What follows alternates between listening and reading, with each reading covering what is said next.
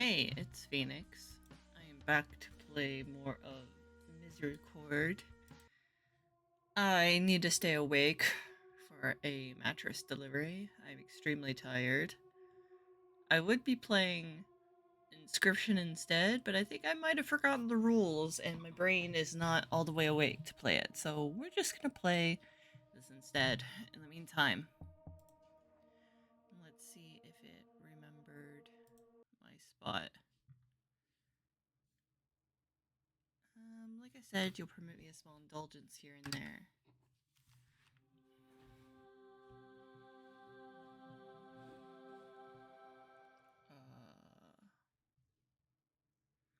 Okay. Um. Okay. Okay, so she was like taking a bath. I thought she was back in her bedroom. Even if I was not completely refreshed in spirit, the bath certainly did wonders for me physically. I could no longer count on each individual bone in my body acting at the very least. Noon bell rang. I stood up in the bath, scanning around for a towel of some sort. I spotted one, a simple piece of linen cloth, faded next to the habit Miura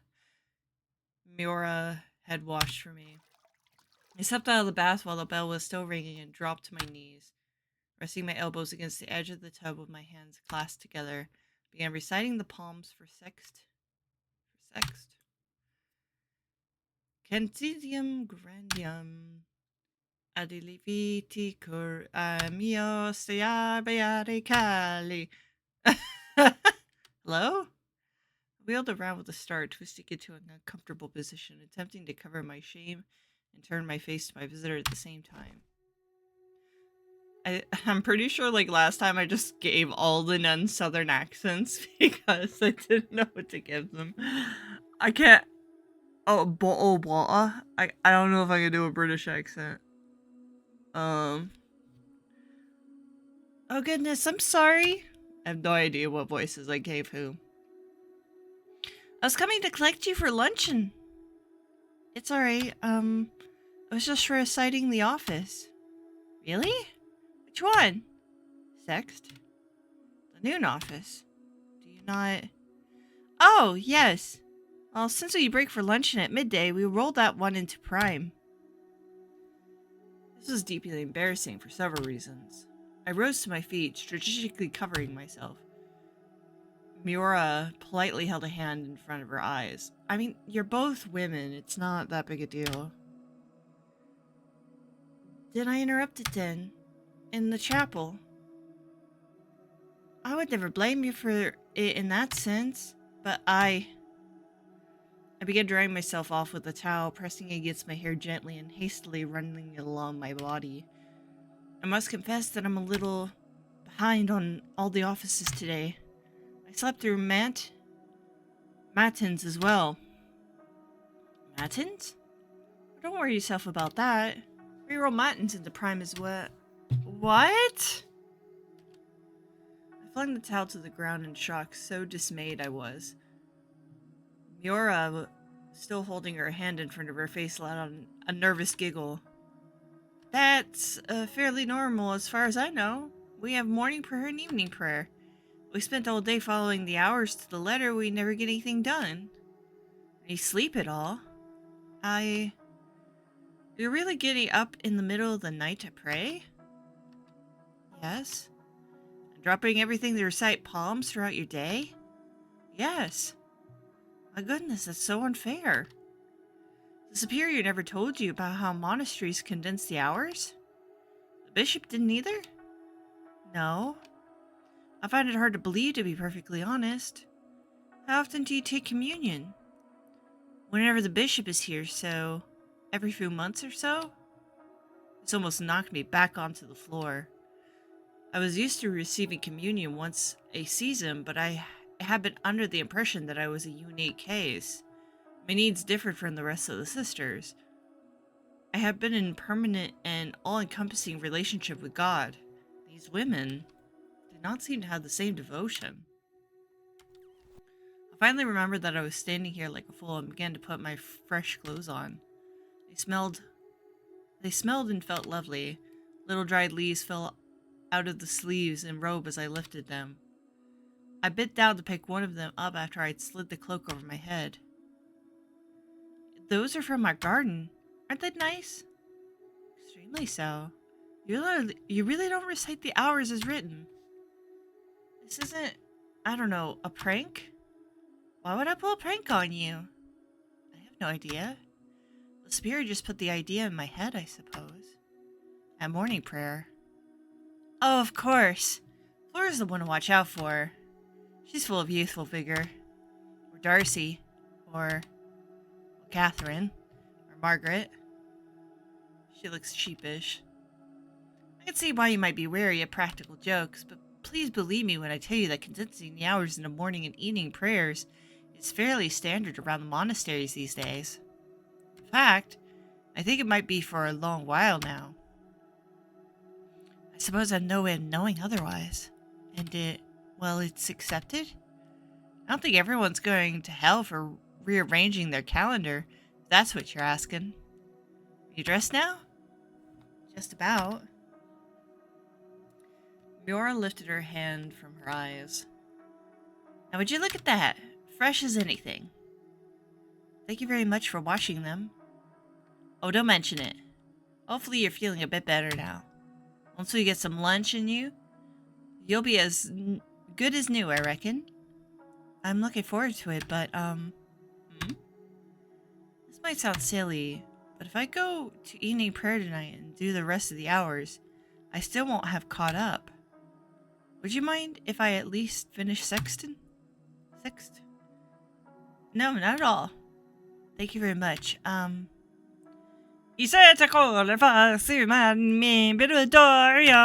Story time. I never actually prayed for an audience. Would you like me to join you? Yes. That'd be lovely, actually. Miora beamed and walked over to the tub I had been using. She kneeled as I had been kneeling earlier and I joined her. The pleasant scent of the leaves in the bath still lingered above the water. Sitter cool al Charlie man di dimena sae ekala nostra domini ni mida nostra dode kida misti another roosty. I'm so insensitive. Anyway. We completed the liturgy and left in silence. I felt bolstered by the light of prayer in the bath and fresh clothes that had left me feeling warm and content. Miura strode in front of me, leading me to the rectory. When we arrived, I took a deep breath. Bathing and prayer, rejuvenating my body and spirit, but I was still nervous about facing everyone. Both because of the harrowing events of the morning, but because of my mission. I hadn't forgotten, I just had no idea how to begin. The rectory was a long room with a high ceiling. A large aged table already lain with plates ran the length of the room. All the other sisters were there, and the superior was standing at the head of the table, appearing to hold court. Ah, wonderful. Are you feeling any better? Yes, very much so. Miora beamed and gently guided me to the front of the table where a stool was waiting. Oh, I couldn't. Please sit. So that everyone would be introduced to you. Properly this time. This is the last thing I've wanted, to be perfectly honest. But I obeyed. You smell nice. Thanks. You've already met Sister Darcy, of course. She tends to the garden livestock and is something of an alchemist. I prefer the title alchemisionist. Of course. Sitting next to her is Utrins. Charmed. Utrins is our secretan and librarian. We actually have a great many rare books stored here that need to be taken care of. And read, most importantly. Not all of them have been catalogued. I'm sure you and Utrance will get to know each other very well. She will be of great use to you as our new chancellor. And this is Sister Flora. Oh, this is a new nun. I haven't seen her before. She's our youngest obligate. She's 17. I'm 19. Are you really? My goodness, time flies. I wish. I'm stuck here for 5 years now. Now, really. Stuck? Yes. Stuck.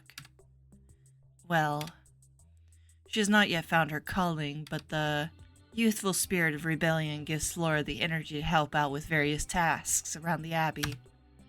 You met Moria already, of course? Yes, indeed. Mura is our infirmarator, but also serves as our chamberlain and our hosteler on the rare occasions we have visitors. I'm the closest thing to a doctor here, without, well, being a doctor, you know. Not having a man here, you mean? Thank goodness for that, eh? A polite laugh went around the table. On your right, Hedwig is Sister Marta. Oh, that's a new one, too. Marta has actually had many roles here, even before I was prioress. She was the chancellor before our last, and has also been our cantor. You can just say I'm old. It's no secret. I wouldn't dream of it. You have much wisdom and many surprises left in you, Sister Marta. What do you do nowadays? I try to enjoy what's left of my life, dear. You run the cellars, you mean? I said what I said. Oh, new one. Charity. And a damn fine job of running the cellar, you do, I say? This is Sister Charity, who is rather fittingly our head almoner. Although there's not much of that to be done around here, I'm afraid. So I mostly strive to do the same as Marta here. You help in the cellars? I enjoy life. Next is Sister Margaret. Remember her? We've met already. Margaret is another almoner and also helps in the cellars. I'm a precentor as well. Man, there's a whole bunch of job titles here that like don't even exist anymore. I have no idea what they mean. I helped Catherine a lot with her writing. Margaret is very talented. She is also our first foreign oblate. Thank you very much for explaining that on my behalf, Soup. She's like, I get it, I'm black. Anyway, it's not completely true. It's completely Adela. It is completely not true, in fact. She's like, bitch, I'm Asian. Sister Adela, I thought you were born in Spain. I indeed was born in Spain, which is another country. I was born in Spain as well. What I meant was, this should be good. I'm black! Do you actually know where I was born, Soup? Don't call me that. Of course I do. Your first obligate from outside the usual here, the typical sphere of people who devote themselves to the monastic life. The whole world's a sphere, your reverence. That is so true, Darcy. I'm just a nun doing my part to spread the faith around the whole globe, which is the entire purpose of being one, or so I'm told. I'm Irish! Miora. Miora.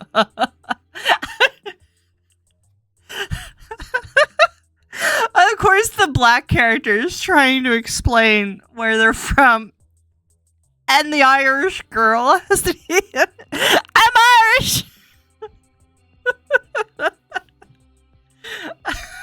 Okay. That's wonderful, Miora. I apologize. I did not mean to offend. I simply meant no offense taken, Soup. I'm sure Hedwig knew what you meant. Well. I know I gave Catherine like a super soother southern accent. Tough act to follow. You have of course met Catherine. Her name is spelled with a K, but when speaking we referred to her as Catherine I. Or Catherine first? Catherine. Our old chronicler was called Catherine II. We had a little contest for it, and Catherine II was very gracious in defeat.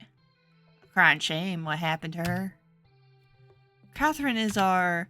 Come to think of it, Catherine, what is your title? I dabble. This is Sister Adela. She's actually our newest obligate. Before you decide to join the congregation. That's right. It feels good to move up a rank. Adela is also not really settled into a role yet. Like Flora, she helps out wherever she can. And finally... I can't see her face because the thing's in her way. We have met already. Angela. I gulped. I am the prioress. My second in command. Sat in silence a moment. I'm from Wales. Dark. You know, that's very fitting, Darcy, that you're from Wales. I love that for you. Thank you, Darcy. Well, now that we're all caught up, everyone's heads bowed instantaneously. I hastily lowered my head as well to join in the hushed whispers. Let us eat. On my plate were 2 thick slices of bread, far thicker than I'd ever been given in my cell. There was some kind of boiled meat and a crumpled hunk of white cheese. I glanced around. Everyone was already digging in with their fingers. I followed suit, starting with the bread. It was light and fluffy with a crisp crust. A finger appeared above my plate suddenly. Duck. What? The meat. It's duck. With herbs. From your garden? That's right. I pinched off a piece and marveled at how juicy it was. I put it in my mouth, and it was overwhelming. Wow. I helped. Yeah, you killed the duck? Well, yes. Because you cry if you'd have to do it. That's right. I raised them and named them, and I love them. You really shouldn't do that for starters. Name them? Yes, or love them. I'm good at names, is the thing. That's true. And once I've named something, it's impossible not to love it. What was that duck's name? I'd offer my compliments, if they were still alive anyway. No clue. She doesn't let me tell her which ones are being slaughtered. Hang on, but you'd still... Yeah, she figures it out eventually when she checks in on the animals. Look, it makes sense. How does it make sense, Darcy? I'm gonna be a little sad about it no matter what, but I can't stop it from happening. But I can put it off so I'm not sad about it at lunch, which is a horrible time to be sad. Does knowing you're going to be sad later not make you sad now? No. Why? Because the duck tastes good. I love Darcy. No one seems to be able to argue with this logic. That's our Darce. That's a Darce. Everyone continued eating in silence for a moment. How do you tell the difference between animals? Knowledge. I shuddered involuntarily all of a sudden as I felt a hand beneath the table tapping my knee. I looked over to my right as Marta, who smirked. She tapped my knee again as the others continued their conversation. It is difficult. Is difficult killing the ducks? Not really. They're not much of a match for me, if I'm being honest. I suppose you have a knife in that situation?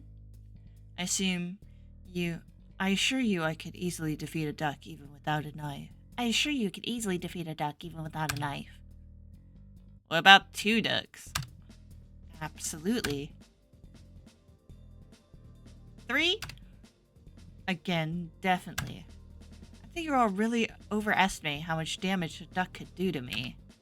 I am an adult woman. The tapping on my knee continued. She's still smirking, tilted her head down, indicating I should look lower. I did until she was holding a handful of something. Understandingly, finally, I held out my hand. She nodded and returned to her meal. Ducks can be really mean. Have you ever seen an angry duck? Yes. They don't love being killed, funnily enough. What, they can see you coming? They know they're about to die? I don't have to ambush them if that's what you're wondering. They usually figure it out by the time I pick them up by the neck and put them on the chopping block, though. How would one sneakily attack a duck? Very easily, probably. They are ducks. But you don't attack them that way. Correct. Why not? Again, I feel like you are all severely underestimating the power of a single duck and underestimating me, a fully grown woman. How many ducks would it take before you think you'd lose? I could defeat every duck. It's simply not a problem for me. Every duck? In the world? Come on. I could defeat infinite ducks. They are small and have little necks. I could kill a duck by accident. It simply doesn't require any measurable amount of my strength. This is an interesting conversation I have during lunch. Would you get tired eventually? I would not. You're talking as if they're ants. I think it requires a little more energy to kill a duck than an insect. Especially if there were a lot of them at once. I would swing my arms. I could kick out my legs. A group of ducks would crumble immediately in a fight against me. Okay, now I'm thinking about you killing a lot of ducks, and it's making me real sad. Because I'm imagining you killing all the ducks I'm looking after with huge kicks and punches. And I love those ducks and I hate this conversation now. I'm sorry, Darcy. I didn't mean to upset you. They're speaking hypothetically here. I'm not going to kill any of your ducks. That's okay. Thank you, entrance. She's not going to kill them all at once anyway. Just the ones we need for food. She's trying to get out of it. She thought we wouldn't notice. Hedwig. Ma'am? She stood up holding her empty plate. I would like to see you in my office when you're finished eating. I didn't know what they were. I just snuck my hand out. I beg your pardon? Oh, nothing. Silence. What? They're dried apples, dear. Oh. What? Come on, Marta, give me some too. Absolutely not. You've been a little cunt. Oh! Oh my god. I did not mean to say that. I was just reading. I was just listening. Oh my god. Marta. Crone. Gutter snap. Runyon? That's enough. The spear looked irritated. Flora and Marta looked as if they were having a grand old time. Hedwig, I'd just like to speak to you privately about your new duties as Chancellor. Or Chronicler. I'm saying that wrong the whole fucking time. Now that you're feeling better. Oh, yes, of course. Thank you. One of the others will show you where my office is when you are ready. She strode out of the room magnanimously. Take your time. Enjoy the rest of your luncheon. I started nibbling on some cheese. Everyone was watching me. I'm happy to share the apples, if you'd all like. There was a dull roar of agreement from everyone in the room, all except for Angela, who had been pretending to ignore everyone for the entire meal. I broke up a handful of dried fruit into 2 piles and passed either side of me, keeping 1 piece for myself. Thank you kindly. So, with that, Eldroma's gone. To tell us about yourself. I realized it even now after I had no more candied fruits to give. Everyone in the room was staring at me with intense interest. Oh, well, I don't know what I could say that I didn't say this morning. What did you say this morning? I must admit, wiping up your sick was overridden any memory of what you'd said prior. Sorry. Catherine shrugged, smirking. Margaret waved a hand. It gave us a chance to... a chance to reflect on the matter of servitude to God, and so on. I see Angela raising one of her eyebrows out of the corner of my eye. Anyway, Hedwig is adapting wonderfully. She had some trouble with the stairs, but she got the hang of them quickly. I imagine you probably have some trouble with stairs if you've been locked in a little room for that long. Yes, whereas we're all locked in a big room, aren't we? With each other for company. Locked is a strong word. Locked is a strong word, Catherine. You're right as usual. We aren't locked in. The hill is more of a moat. Honestly, you sound like Flora sometimes. Or a hill. I'm not sure the metaphor is necessary. Metaphor? That's a big word. As expected, however, from our resident librarian thing butcher. Damn, Catherine. These women are so foul-mouthed for nuns. On the subject of ducks, I was merely speaking in hypotheticals. Oh, what another good word. What does hypothetical mean, Trent? I regret saying anything. I'm being earnest. It means mind control. It means mind control. No, it doesn't. You're thinking of hypnosis. 3 for 3? Loud jeering went up around the table. Darcy, let me out, please. Entrance scooted her chair back with a loud squeak, storming out of the room. Oh, come on, Oostrins, please come back.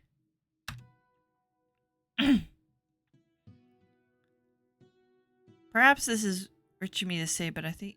Perhaps this is rich of me to say, but I think you don't know when to lay off sometimes.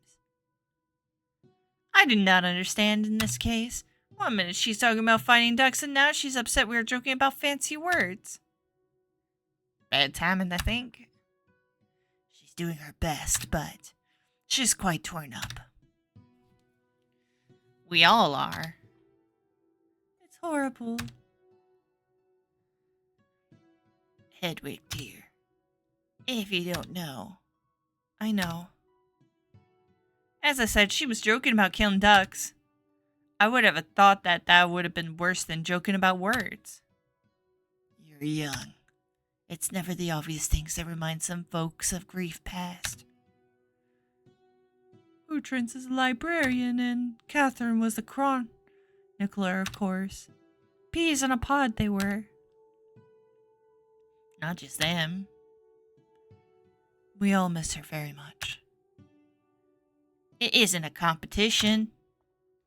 Flora looked as if she was about to mouth off in response, but at a moment, Ustrance re-entered the room carrying a large wooden bowl. What the hell is happening in here? We were wondering where you gotten off to.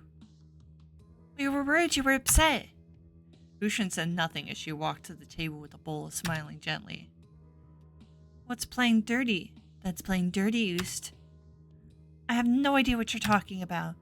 I forgot I'd made this to celebrate our newcomer, that's all. I believe you. Galade? After you're all that candied apple? Goodness. What's Galade? Pudding.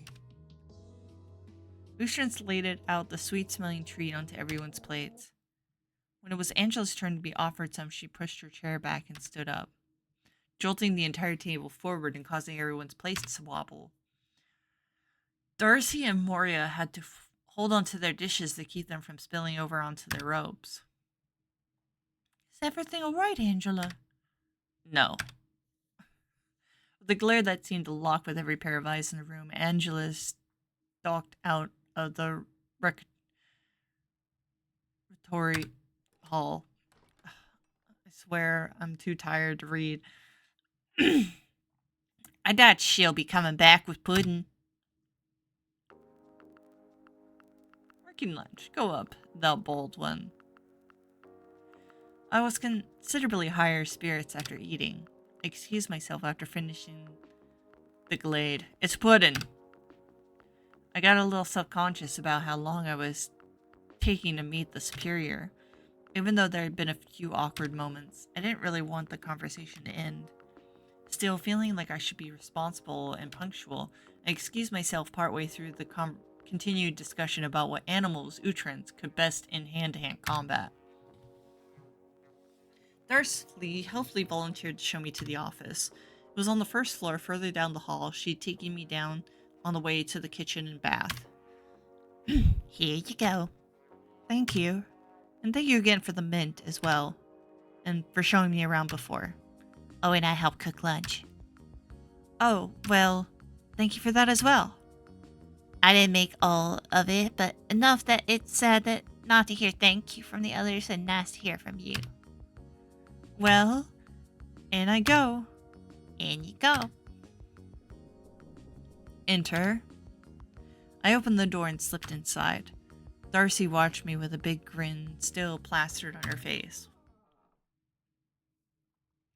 The superior's office was small, but meticulously kept. It was rather plush compared to the rest of the rooms I'd seen so far. A grand window looked out into the garden. There was a door to the left that I presumed to lead to a private bedchamber. The superior herself sat at a thick oaken desk in a rather ornate chair. How are you feeling? Much better, thank you. Good. Good. How has your morning fared? Setting aside your little fainting spell. I rummaged around in recent memory for a reassuring antidote, whatever the word is. The words are too fancy for me. Oh, it has been an interesting experience. I managed to run straight into Sister Angela on the way to the chapel, and Sister Catherine introduced me to Sister Margaret. Ha! Those two. Try not to let them rope you into any schemes. No, of course. They are both incredibly adept at sneaking around. Both of them have managed to scare me witless with their creeping. I'm relieved that I'm not alone then. Indeed. Do you have any leads yet? Leads? Any idea who could have killed Catherine yet? Any hint at all? Anything to follow up on? No. That is a pity. She just started. Give her some time. She barely knows these people. She's a girl out of a box. How do you think she's going to catch a murderer? Mother Superior, I've been out of myself for all of 6 hours, if that. For much of that time, I was ill and then asleep and then alone in a bathtub. What clues could you possibly expect me to have already? Did you really think someone would slip up and tell me over luncheon? No. I suppose I shouldn't have counted on anything quite so miraculous happening. She turned around and stepped towards the large window. Some thorny bushes were growing underneath, and a few trees dotted the path between the building and the garden. Light and shadow danced across her habit as she paced back and forth slowly. I don't even know how Catherine died. I've heard some mournful whispers from the sisters I've met, but I haven't a clue as to what actually happened. When did she pass? How? Where is her body? Sister Catherine was found in the cloister on the first morning of November. She was laying on her back with a sword plunged into the earth just above her. She was laying on her back with a sword plunged into the earth just above her. Her head had been cut off and arranged in her hands. What? It was ghoulish. So that's what was in the grass. I thought it was a crucifix. Yes. No one, least of all me, could bear to remove it. It's become something of a monument to Catherine, I suppose. Rather grim. Bloodied sword feels like an awful way to remember someone. You'll get no argument from me, but these women are strange sometimes. A sword is really expensive at this time. Like, it's obviously not the boy. Where the fuck did the sword come from? Like, swords were not cheap. And nobody just randomly had a sword.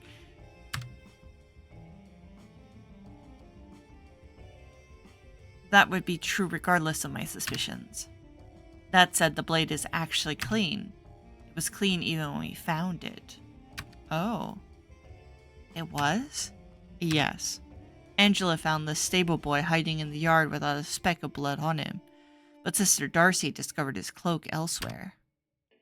It was quite tarnished, and Angela surmised that he'd used it to wipe down the blade before attempting to flee. A sound theory at the time. I have my doubts now, though. Who found the body? Sister Charity on one of her morning walks. The round woman you met at lunch. Don't call someone round. I don't mean it as an insult.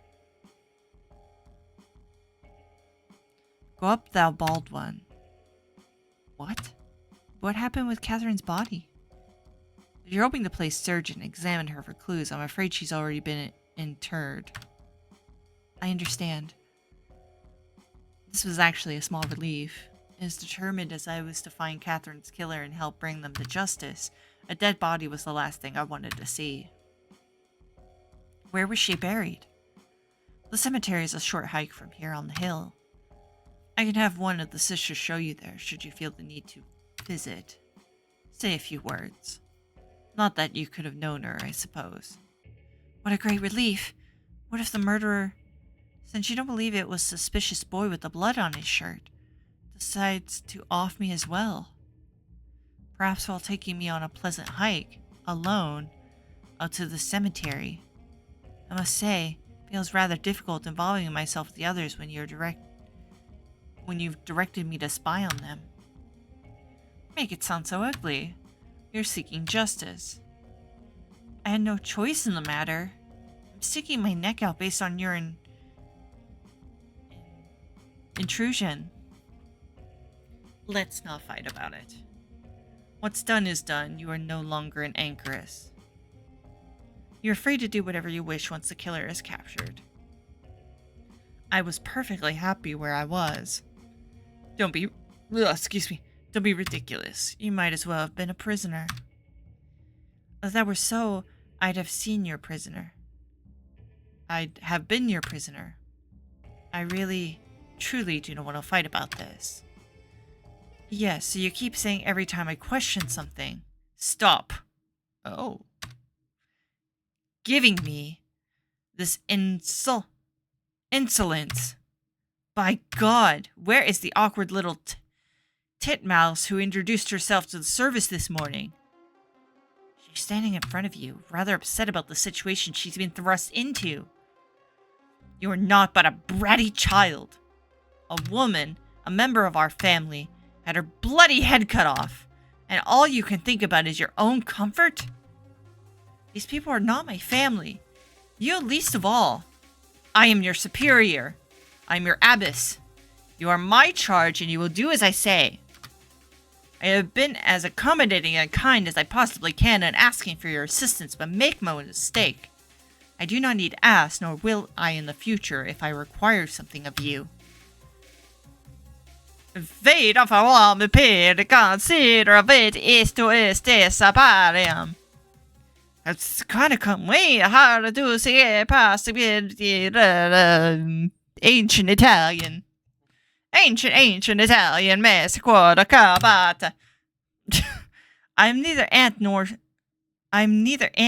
nor sluggish, Abbess. I respect your wishes as my superior, but I am not a soldier awaiting commands. Are you surprised? Must admit I surprised myself at this moment as well. Maybe my humors were still off kilter. Maybe I was tired of feeling meek and embarrassed all morning. Perhaps I, free from myself for the first time in many years, was trying out new behaviors to see how they fit me in a way one tries on a new cloak at the market.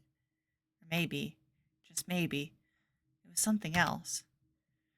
Do you think Darcy could have been right when she said this place was haunted? I am sorry. Once again, I am being unfair. Please try to understand. I have so much love for this place. These halls are my responsibility, and if it all falls apart, I don't know what I'd do. If you truly believe the stable boy did not do it, I could so easily throw him to the wolves. Don't you see? I do not mean to throw you to them in his place. I mean to take a more difficult path here. I would rather stake my reputation on seeking the truth than condemn an innocent boy for my own gain. It would not be right. I understand. I can feel myself become smaller, meeker again, deflating like an empty water skin. If you want me to truly start investigating things, I need somewhere to start. I can't just hope to stumble into the answer. May I speak with the accused? The stable boy in the hospitalum. An obvious but nonetheless excellent idea. I felt so trapped in my position leading the convent. Despite this investigation ultimately being my responsibility, I didn't dare think of involving myself so directly, but you could speak with him. I will take you to the hospitalum. In secret, of course. I'll arrange a time and send for you under the pretense of more chancellor business. I would still pose my first question to you again, however. Think hard. Has anything stuck out as particularly unusual to you? Everything is unusual to me. I was fighting back tears now. Meek. Everything. Does Catherine tell you I barely made it down the stairs this morning?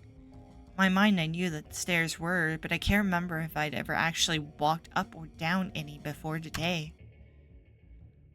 It will take some time to adjust. I'm not sure if I will ever fully adjust. Have faith. If I could offer one small observation at least, if there's anything I find strange, it's how calm everyone seems. So you felt it too. I'm glad it was not it was not just my own superstition. Everyone seems happy. Especially at luncheon. They were joking, laughing. I suppose I'd have no way of truly knowing, but the congregation certainly isn't behaving the way I expect them to, knowing one of them just died. It is odd, isn't it? Yes, I suppose. Your instincts weren't wrong in asking for my help. I changed the subject quickly. Well, that's the thing, like...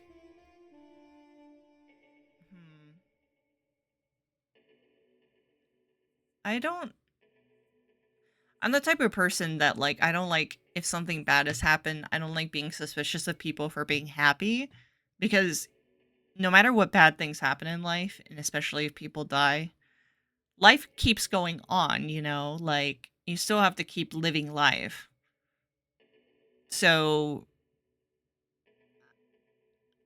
maybe it's suspicious, but also, like, I don't like assuming that. Because, again, even when people die, life still has to happen. You still have to keep living.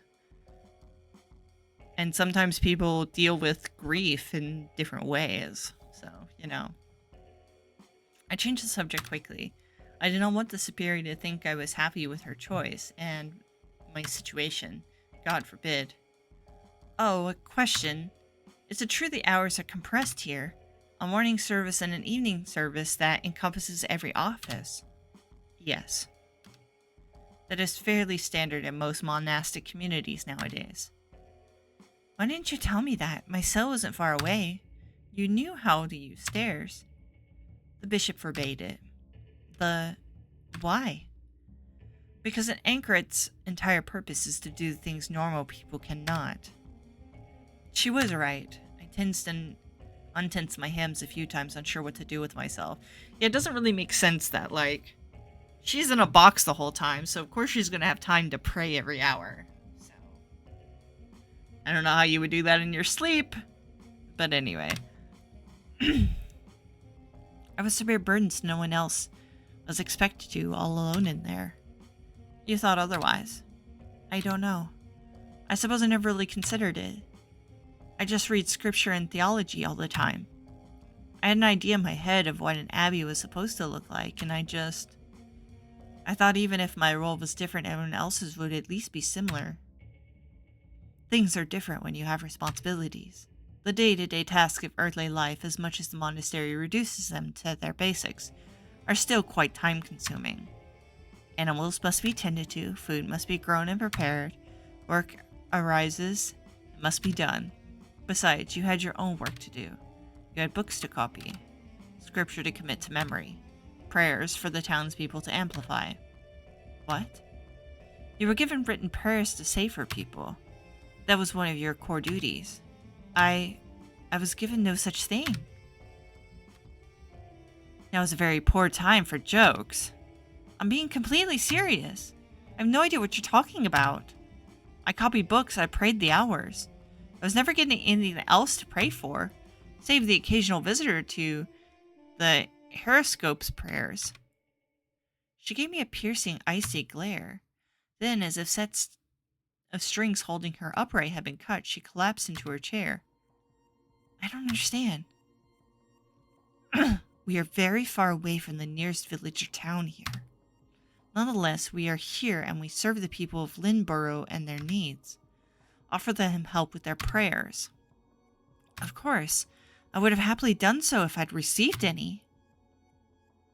Because we're up on this hill, we're sent supplies from the village. Things can't grow ourselves, essentials and occasional holiday luxuries and so on. She reached around to a drawer under her desk, pulling out 2 small cups and a carafe. She uncorked the container and poured some dark liquid into both cups. Wine. Drink up. She slid one of the cups towards me with her own. I took it gingerly. I had of course had wine before, but this smelled different. It's nicer than anything you had brought to you, I'd wager. One of the aforementioned occasional luxuries. Drink it, please. I braved a sip. She was right, it was different. For one thing, it was quite strong. The spirit took a big swig of hers and continued. When you were brought here and made to take the vows, one of the first things that crossed my mind was how inconvenient it would be to expect the people of the village to trek up here every time they needed spiritual aid. Why, it's possibly cruel to make children walk all the way to the anchorists themselves. Old men with walking sticks. You get the picture. And since we were all the way up here on this lonely hill, I thought, why? I know what would make things easier. I offered the town folks a simple idea. They're an educated sort down there, you see.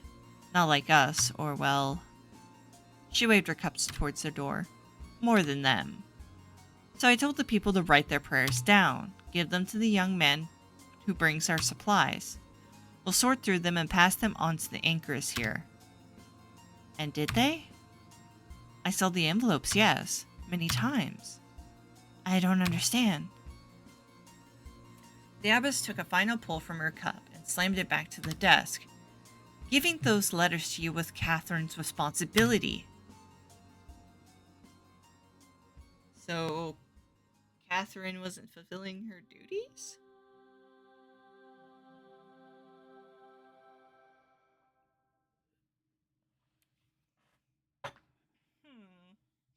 Hum hum hum hum.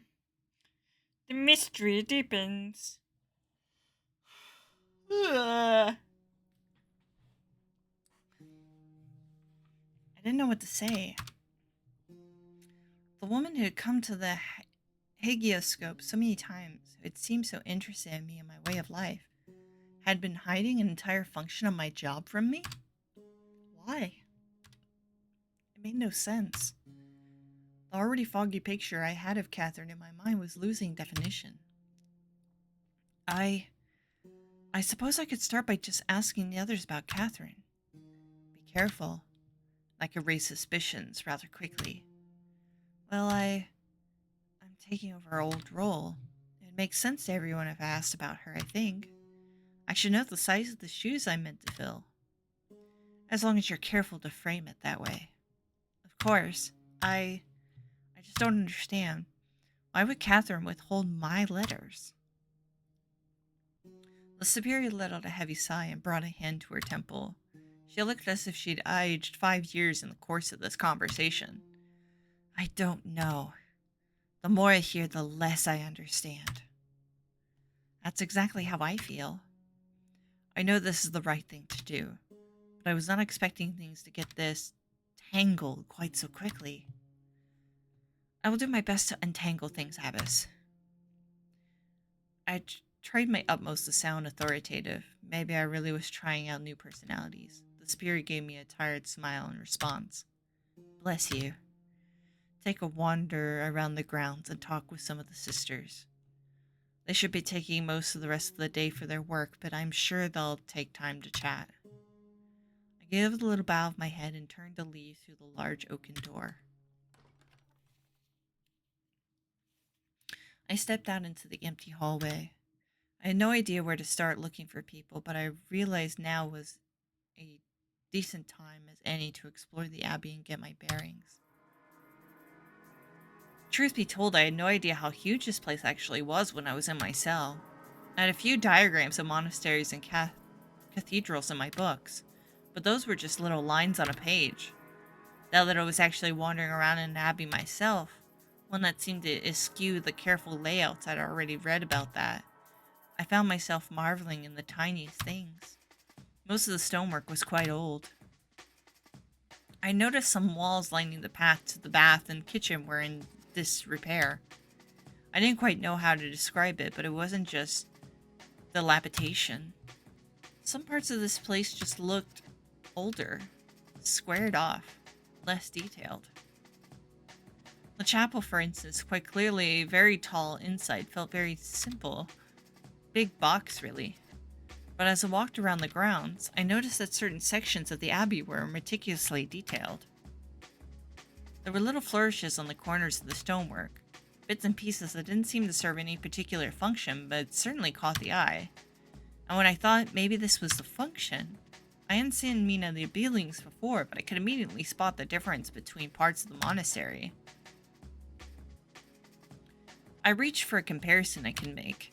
I connected it to books, of course. Some parts of the abbey felt like they had been built the way the Old Testament had been translated.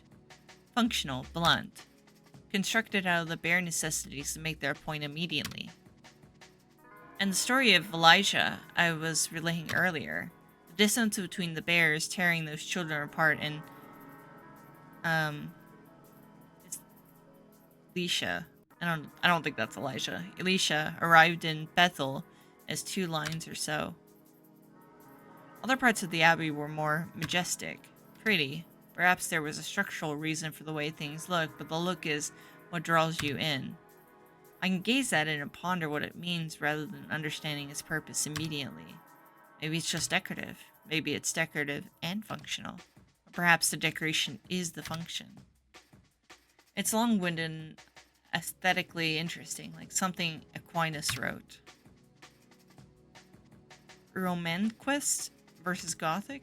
Well, yes, that was exactly what I was getting to. I apologize for rambling.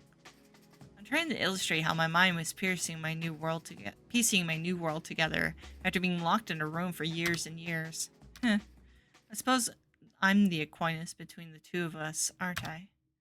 Not in talent, but but certainly in method. That's okay. You can be Roman and I'll be Gothic. I took a turn I hadn't made before down some stairs. I trod carefully, still embarrassed about my little adventure with Catherine that morning. I realized I was stepping into the underloft, which meant the cellars must be nearby. I wandered through the croft until I heard voices echoing around. They sounded strained. I followed them until I spotted barrels. Lots and lots of barrels. I walked through the rows of casks in awe. This was a lot of wine. I could see two figures ahead of me. Oh, hello, Hedwig. Hello, you two. Did Marta put you on cellar duty? Oh, no. I just came down here to talk to Flora. I was on cellar duty. Is everything alright? Oh, everything is just fine. We were just talking about chess. Very competitive, and sometimes I just raise my voice, I suppose. Yeah. Are you good at chess, Hedwig? I've never played, actually. Of course. What a silly question for me to ask. Who would you have played against? That's right. You can play chess against yourself. Where's the fun in that? You get to be alone for starters. Bah. No. That is such a waste of time. There's no romance in that.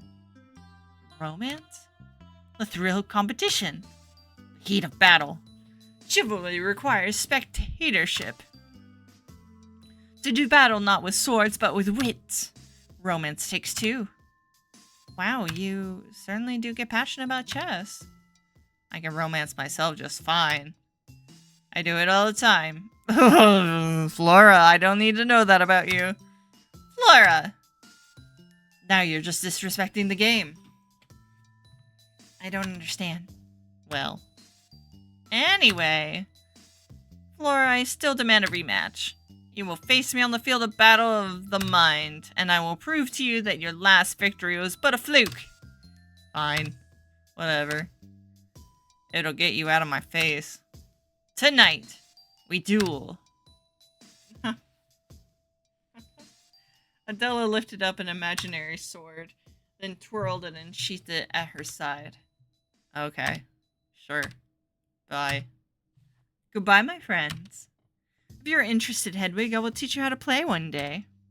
All you have to do is ask. She gave me a file and left down the long passage of barrels. Come to think of it, I might have an Alexander Neckham book that mentions shit. I don't care. Right. I suppose that's something I could tell Adela sometime. What do you want? Oh, nothing, just making the rounds. Saying hello to everyone, you know. So this is what, your third introduction? Sorry. Cora huffed and leaned against the cask lining up against the back wall. Look, I'm sure you're really nice or whatever, but I don't volunteer down here for the conversation, understand? You like to work alone. Finally, someone understands. Well, I will be working alone a lot too, I think. So, do you have any advice? Advice? Yes. Advice for working alone. Certainly. Well, for starters, you need to be by yourself. Alright. And then, once I'm by myself, I like to do my work. Why are you asking me for advice anyway? Aren't you like twice my age? I am barely a decade your senior, I'll have you know. Close enough. Marta had been right. I tried to change the subject to maintain composure. This is certainly a lot of wine. Yes, as you can see, I have a lot of work to do. Alone. Is the wine here good? I wouldn't know. I haven't gotten to try any. This batch will be the first that Siberia has allowed me to taste. Is it because they're 19? They didn't have rules like that back then about age and drinking. They straight up didn't. They just gave wine to babies. We must have a large vineyard nearby. These aren't all ours. Oh, really? Where are the other casks from? Oh, no. Huh. Some rich guy, probably. Maybe this is good environment for wine storage. Good for bringing out the flavor or whatever. Alright, I'm at the hour mark. I'm gonna pause here and probably do some more recording.